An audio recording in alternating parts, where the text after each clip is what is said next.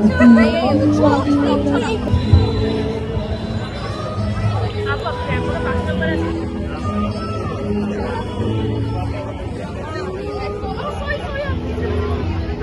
বিশ্ববিদ্যালয় কেন্দ্রীয় ছাত্র সংসদ এবং কেআরডিও এর যৌথ উদ্যোগে আজকে আমরা পেট কার্নিভাল আয়োজন করেছি। এই আয়োজনের মূল উদ্দেশ্য হচ্ছে আমরা আমাদের নির্বাচনের সময় আমরা একটা ইশতেহারে বলেছিলাম আমরা নিরাপদ ক্যাম্পাস গড়তে চাই। এখন এই নিরাপদ ক্যাম্পাসের যত স্টেক আছে সবার জন্য নিরাপদ ক্যাম্পাস গড়ে তোলা সেটা আমাদের দায়িত্ব। তো এই অবলা যে প্রাণীগুলো আছে আমরা নির্বাচনের সময় দেখতে পেয়েছি অনেকে এই বিড়ালের সাথে কুকুরের সাথে ছবি দিয়েছে, কিন্তু আমরা দেখতে পাই এই প্রাণীগুলো সবচেয়ে কষ্টে থাকে। তাদের খাদ্যের কথা যদি বলি, তাদের ভ্যাকসিনেশনের যদি কথা বলি, তাদের যেভাবে টেক কেয়ার করা দরকার সেটা হয়ে ওঠে না। তো এইটার কোনো প্রাতিষ্ঠানিক রূপও এখানে বিশ্ববিদ্যালয় ছিল না। তো আমরা ডাকসু নির্বাচনের পর চেষ্টা করেছি এটাকে একটা প্রাতিষ্ঠানিক রূপ দিতে। শুধুমাত্র একদিন আমি এই অবলা প্রাণীগুলো কেয়ার নিব, তারপর আমি তার খোঁজ খবর নিব না, এমন যেন না হয়। তো এটার জন্য আমরা আমাদের একটা প্ল্যাটফর্ম করেছি কেআরডিও নামে, এবং ডাকসুর একটা কমিটি হয়েছে।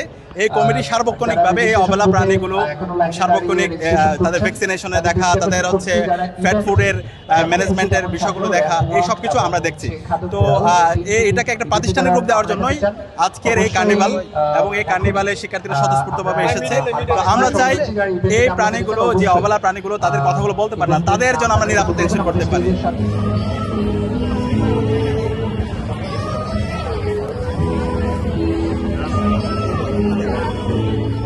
আমাদের মধ্যে যারা বিড়াল প্রেমী আছে তাদের কাছে মানে এই কার্নিভালটা অনেক খুশির একটা খবর। এটা বাংলাদেশের মতো একটা দেশে যে আশা করব এটা মানে আশা করা যায় না। আর এই ফার্স্ট আমি এমন একটা শোয়ে এসেছি এবং আমার কাছে খুবই ভালো লাগছে। আমার বিড়ালকে সাথে নিয়ে এসেছি, ইনশাল্লাহ র্যাম্পে ওয়াক করবে ও। বিড়াল কিনা লাগে 10,000 টাকা, বলবে আপনি দামি বিড়াল কিনছেন, বাট দেশি বিড়াল, দেশি কুকুর, এদেরও সেম ভালোবাসা, সেম যত্ন দরকার। ও কিন্তু দেশি কুকুর করে, ও বিদেশি না। যে আমি ফ্যান্সি কুকুর নিয়ে এসে দেখতে পারবো সাধারণ একটা কুকুর। তো এভরিওয়ান ডিজার্ভস লাভ ইকুয়ালি। তো আমরা এটাকে সোসাইটাল, ইকোনমিক্যাল একটা ক্যাপিটালিজম, একটা ভালোবাসা দিয়ে আর কি ঘিরায় ফেলছে। বাট ওরা কিন্তু এটা করে না, ওরা জাস্ট আপনাকে মানুষ হিসেবেই ভালোবাসে। আজকে আমরা ফ্যাট ফুড ডিস্ট্রিবিউট করছি, এবং আমাদের যে প্ল্যাটফর্ম আছে সেই প্ল্যাটফর্ম থেকে আমাদের এই কাজ অবলা প্রাণীগুলোর জন্য, তাদের ফুডের জন্য আমাদের এই কাজ চলমান থাকবে। মাত্র 30% টাকায় জমির মালিক হয়ে নতুন বাংলাদেশের গড়ে তোলার স্বপ্ন দেখা বাংলা বসতি। ডাকসুর কার্যনির্বাহী সদস্য আনাস ইবনে মুনির, পরিবেশ স্বাস্থ্য সম্পাদক আব্দুল আল মিনহাজ নেতৃত্বে একটা কমিটি হয়েছে। একই সাথে কেআরডিও নামে একটা প্ল্যাটফর্ম আমরা করেছি।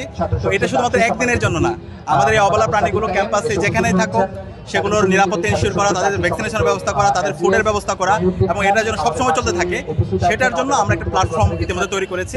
এবং এই ধরনের কার্নিভালগুলো আমরা রেগুলার করতে থাকবো, এবং এটার মাধ্যমে আমরা একটা সচেতনতা তৈরি করতে চাই। এই প্রাণীগুলোর প্রতি আমাদের একটা দায়িত্ববোধ আছে, তাদের প্রতি আমাদের মমত্ববোধ আছে। তো সেই মমত্ববোধ, সেই দায়িত্ববোধ এবং সেই ভালোবাসার প্রতিচ্ছবি হিসাবে আজকের এই কার্নিভাল। এবং এই কার্নিভালের সাথে আমাদের এখানে বিভিন্ন ডাক্তাররা এখানে এঙ্গেজ হয়েছে, বিভিন্ন ডোনাররা এঙ্গেজ হয়েছে। আমরা ডাকসুর পক্ষ থেকে সবার প্রতি অনেক বেশি কৃতজ্ঞতা জ্ঞাপন করছি। আমরা আশা করছি শুধুমাত্র ঢাকা বিশ্ববিদ্যালয় নয়, সারা দেশব্যাপী আমাদের এই সচেতনতা, এই ক্যাম্পেইনটা আমাদের করা দরকার। প্রাণীর প্রতি আমাদের যে দরদ, যে আবেগ, যে মমত্ববোধ, সেটা একটা প্রাতিষ্ঠানিক একটা রূপ দেওয়া দরকার। কারণ এই প্রাণীগুলো তাদের ব্যথা, তাদের কষ্ট কথাগুলো বলতে পারে না। তো এটাকে যদি আমরা একটা প্রাতিষ্ঠানিক রূপ দিতে পারি, তাহলে এই প্রাণীগুলো তাদের নিরাপত্তা এনশিওর করা এবং তাদের সার্বিক তত্ত্বাবধান, এটা আমরা এই প্ল্যাটফর্মগুলোর মাধ্যমে করতে পারবো।